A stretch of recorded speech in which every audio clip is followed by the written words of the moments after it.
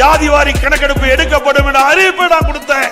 சட்டமேற்று நடைமுறைக்கு கொண்டாந்தேன். அதெல்லாம் பணி துவங்கப்பட்டு விட்டது.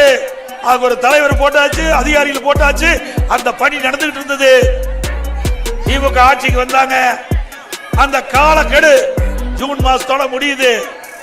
அப்ப ஆட்சியாளர்கள் நீடிக்கல, கால நீடிப்பு கொடுக்கல, காலாவதி ஆகிட்டது. மீண்டும் பொதுமக்கள் கேட்டாங்க, பல்வேறு அமைப்பை சேர்ந்த கேட்டாங்க, ஜாதிவாரி கணக்கெடுப்பு எடுக்க வேண்டும் என்று சட்டமன்றத்தில் சட்டமன்ற உறுப்பினர்கள் கேட்டாங்க. அப்ப இன்றைய முதலமைச்சர் சொல்றார், எங்களுக்கு அதிகாரம் இல்லை, தமிழ்நாடு அரசுக்கு அதிகாரம் இல்லை என்று சொல்றார்.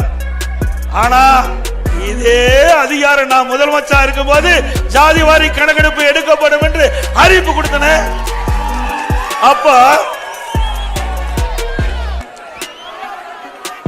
அதிமுக அரசு இருக்கின்ற பொழுது, இந்த ஜாதிவாரி கணக்கெடுப்பு எடுப்பதற்கு அதிகாரம் இருக்கின்ற பொழுது, ஏன் திமுக அரசாங்கத்துக்கு இந்த ஜாதிவாரி கணக்கெடுப்பு எடுப்பதற்கு அதிகாரம் இல்ல? அக்கறை இல்ல, மக்கள் மீது அக்கறை இல்ல, அது கொண்டு வருவதற்கு அவருக்கு இஷ்டம் இல்ல, ஜாதிவாரி கணக்கெடுப்பு எடுப்பதற்கு விருப்பம் இல்ல, அதனால தட்டி கழிச்சார். அப்ப என்ன சொன்னார் சட்டமன்றத்தில்? அவர் பேசியது எல்லா பத்திரிகையிலும் வந்திருக்குது. அவர் என்ன மத்திய அரசாங்கத்துக்கு தான் ஜாதிவாரி கணக்கெடுப்பு எடுப்பதற்கு அதிகாரம் இருப்பதாக சொன்னார். நாங்க மத்திய அரசிட்ட முறையிட்டோம். மத்திய அரசாங்கம் உடனடியாக தமிழகத்திலே இந்தியாவிலேயே ஜாதிவாரி கணக்கெடுப்பு எடுக்கப்படும் என்று அறிவிப்பு கொடுத்தாங்க. அதுதான் நீ கேட்கறது வரும்போது, அதெல்லாம் நடைமுறைக்கு வரும்போது நீ கேட்டது வரும்.